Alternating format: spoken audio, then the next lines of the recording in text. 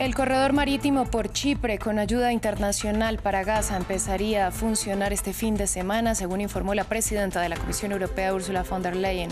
El anuncio se da un día después de que el presidente Joe Biden informara de la creación de un puerto temporal para entregar suministros a Gaza. La libertad de recurrir a la interrupción voluntaria del embarazo ya hace parte de la Constitución francesa.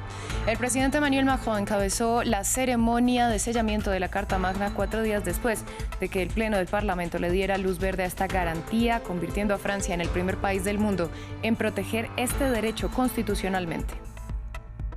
Este 8 de marzo se conmemora el Día Internacional de Reivindicación de los Derechos de las Mujeres y las Niñas. Miles de personas han salido en varias ciudades del mundo para pedir igualdad, respeto y el fin de la violencia que, según Naciones Unidas, deshonra a la humanidad. En France 24 estamos de vuelta con las noticias que marcan la jornada. Soy Valentina Torres Sánchez y es un gusto acompañarlos. Damos inicio en Chipre porque un corredor marítimo para el envío de ayuda humanitaria a Gaza entraría en funcionamiento este fin de semana. El anuncio lo hizo la presidenta de la Comisión Europea, Ursula von der Leyen, desde Nicosia, donde además inspeccionó la salida del primer barco con una prueba piloto este mismo viernes. Israel celebró los planes de este corredor marítimo humanitario. Escuchemos a von der Leyen. We are launching this Cyprus Maritime Corridor together. Estamos poniendo en marcha este corredor marítimo por Chipre juntos. Chipre, la Unión Europea, Emiratos Árabes Unidos y Estados Unidos. Y fue un trabajo incansable para que este corredor esté en funcionamiento. A pesar de todos los desafíos, esto es verdaderamente inspirador. Ahora estamos muy cerca de la apertura del corredor, con suerte este sábado o este domingo. Y estoy muy feliz de ver que hoy se lanzará una operación piloto inicial.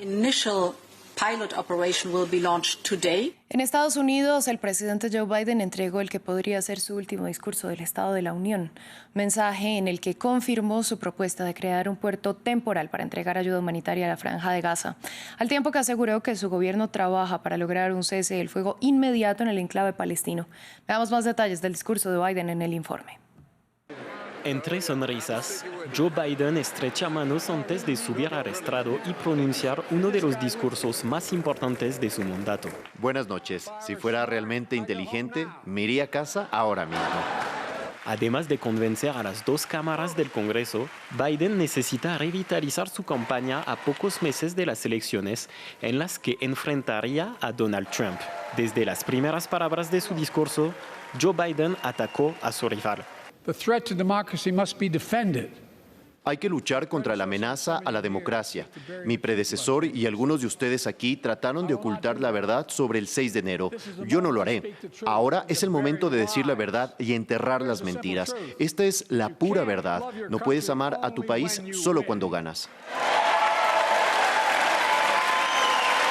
En el frente internacional, Biden celebró la entrada de Finlandia y Suecia en la OTAN y afirmó que Ucrania podría ganar la guerra contra Rusia si los aliados de Kiev se mantuvieran unidos. Una referencia a la dificultad de conseguir la aprobación de los congresistas sobre el último paquete de ayuda a Ucrania. Muy criticado por su política hacia Israel, el presidente estadounidense reiteró su postura. Estoy trabajando sin descanso para establecer un alto el fuego inmediato de 6 semanas, liberar a todos los prisioneros, todos los rehenes, traer a los rehenes a casa y aliviar la intolerable crisis humanitaria. Biden anunció que el ejército estadounidense iba a construir un puerto temporal frente a las costas de Gaza para transportar más ayuda humanitaria al territorio palestino. En más de una hora de discurso, Joe Biden también habló de política migratoria, de defender los derechos de la mujer y se burló de su edad. A sus 81 años, es el presidente más viejo en la historia del país. Francia inscribió la libertad de recurrir a la interrupción voluntaria del embarazo en su constitución. El presidente Emmanuel Macron encabezó la ceremonia de sellamiento de la Carta Magna, que ahora incluye esta garantía en su artículo 34. El mandatario señaló que Francia buscará inspirar a otras naciones y llevará la iniciativa a la Unión Europea. Previamente, Erika Olavarría, periodista de France 24, nos reportó sobre la ceremonia. Efectivamente, el único orador hoy fue el presidente de la República, que hizo un discurso en que recordó a todas las mujeres que han participado en la lucha por los derechos o en la lucha feminista en Francia: Simone de Beauvoir, Simone Veil, Annie Ernaux, incluso la escritora, también Gisèle Halimi, la abogada que defendió, recordemos, a una niña acusada por haberse hecho un aborto cuando en Francia todavía no había sido despenalizado el aborto. En fin, el presidente de la República dijo que lo que hoy estaba ocurriendo se inscribía justamente en los pasos de estas mujeres. El presidente, que en el escenario estaba acompañado por la ex primera ministra Elisabeth Borne o por una de las mujeres que firmaron el manifiesto de las 343 en 1971, reconociendo haberse hecho un aborto en un país donde todavía el aborto estaba penalizado, e incluso también estaba con la actriz Catherine Deneuve. Y fue ahí cuando el presidente hizo uno de los anuncios más importantes. Primero él dijo que lo inesperado puede llegar en cualquier momento, en referencia a lo que ocurrió en Estados Unidos, y por eso que había que imprimir lo irreversible. Con este acto ya el derecho al aborto queda impreso en la Constitución. Y también dijo, bueno, hoy el combate no está sino comenzando, vamos ahora a extenderlo a la Unión Europea. La idea es que el derecho al aborto sea un derecho universal, es una lucha universal, dijo el presidente, y por eso vamos a intentar el primer paso, inscribirlo en esa Carta Europea de los Derechos Humanos. En el Día Internacional de Reivindicación de los Derechos de las Mujeres y las Niñas, vamos a Israel. Tras su liberación en noviembre, durante el único cese al fuego de una semana entre Israel y Hamás, varias mujeres exrehenes se han sumado al movimiento que exige el retorno de todos los secuestrados en Gaza. Algunas han regresado al lugar en el que fueron raptadas para contar su historia. Otras, pese al trauma, se movilizan junto a familiares y ciudadanos. Yanira Gómez Muñoz y Federico Cuellar Berena nos cuentan más en el siguiente informe. Cada regreso al kibutz Farasa devuelve a Amit Susana a los horrores del 7 de octubre. Esta abogada de 40 años fue arrastrada y golpeada por militantes de Hamás que la secuestraron en su casa. Desde ahí describe la dureza de sus 55 días en cautiverio. Los guardias de Hamás estaban fuertemente armados y abusaron de mí y de otros rehenes. También me retuvieron en el túnel de 40 metros de profundidad, donde apenas había oxígeno y comida. Su vivienda atestigua el grado de destrucción. Le falta el techo y las paredes están destrozadas y quemadas. Aunque el principal dolor de Amit es saber que 11 vecinos de su barrio están muertos y 6 siguen secuestrados. Cada vez que vengo de visita y me doy cuenta de que soy la única del vecindario que ha sido liberada hasta ahora, se me rompe el corazón y de alguna manera me hace sentir culpable de que yo estoy aquí y ellos no.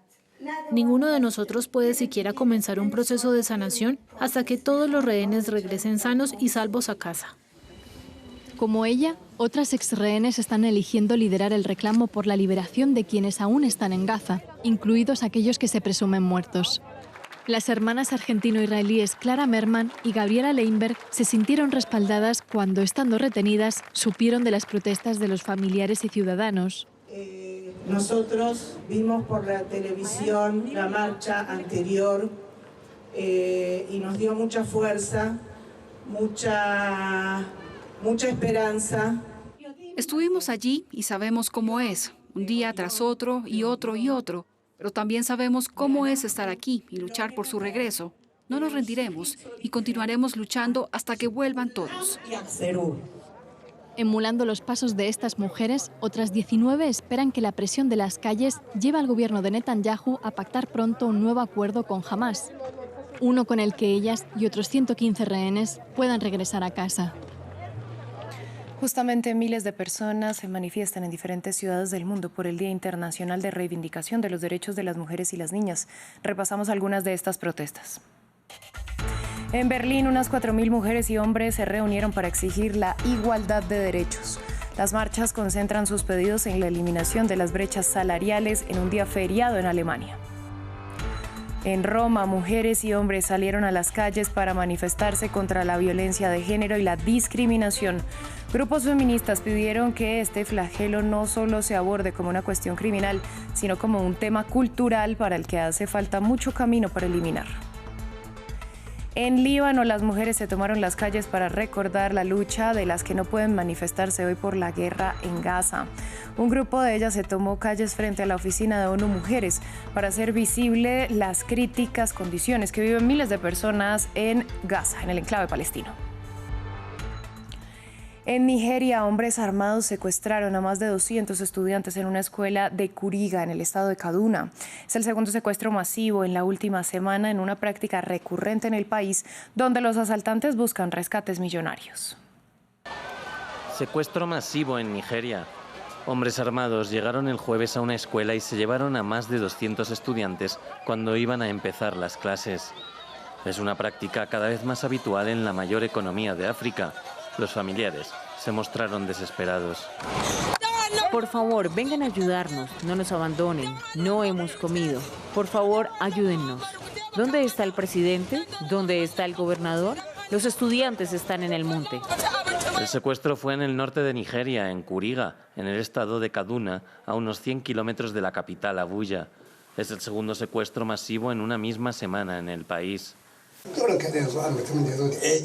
¿Cómo pueden venir estos pistoleros y llevarse a nuestros niños? Esta es la razón por la que estoy tan triste. Esto es nuestro pueblo, Kuriga. Por favor, ayúdennos. Los testigos señalaron a grupos armados de pastores que acostumbran a atacar y secuestrar a las comunidades de acogida. Después piden un rescate por cifras astronómicas. Los objetivos suelen ser niños, estudiantes y mujeres. Por la gracia de Dios, bajo mi hábil liderazgo haremos todo lo posible para garantizar que todos los niños regresen. Es el mayor secuestro desde 2021, en una práctica que conmocionó al mundo en 2014, cuando Boko Haram secuestró más de 200 niñas y mujeres en la aldea de Chibok. Hace exactamente 10 años, el vuelo MH370 de Malaysia Airlines, que cubría la ruta Kuala Lumpur-Beijing, desapareció de los radares, con 239 pasajeros a bordo. Se han encontrado algunos restos, pero la aerolínea y las autoridades nunca han dado explicaciones sobre esta misteriosa desaparición. En Beijing, las familias de las víctimas se reúnen este viernes para recordar la memoria de sus seres queridos y exigir respuestas. Para los familiares de las víctimas, el dolor sigue vivo 10 años después. Espero que puedan reanudar la búsqueda lo antes posible para encontrar a nuestros seres queridos, para encontrar a mi hijo. Han pasado 10 años. El 8 de marzo de 2014, el vuelo MH370 de Malaysia Airlines partió de Kuala Lumpur con destino a Beijing, pero en pleno vuelo desapareció de los radares. Los investigadores afirman que alguien cortó deliberadamente el sistema de comunicaciones del avión, provocando que se desviara de su ruta, pero persisten las dudas. En el 10º aniversario de esta desaparición, las familias de los pasajeros chinos del vuelo se reúnen en Beijing con la misma petición, respuestas, por lo que tienen previsto reunirse con funcionarios chinos. Nuestras peticiones son para saber la verdad. ¿Dónde está el avión y dónde están los desaparecidos? Necesitamos verlos si están vivos, necesitamos ver sus cuerpos si están muertos. A pesar de la búsqueda más exhaustiva de la historia de la aviación, llevada a cabo en una zona de 120.000 kilómetros cuadrados en el sur del Océano Índico durante casi 3 años, solo se han encontrado algunos fragmentos del avión. El lunes, el primer ministro malasio declaró que estaría de acuerdo con relanzar la búsqueda en caso de encontrar pruebas convincentes. Una esperanza débil para las familias. El miércoles se publicó en español una novela póstuma de Gabriel García Márquez, una obra que se había vuelto indescifrable para el Premio Nobel colombiano, que sufrió pérdidas de memoria al final de su vida.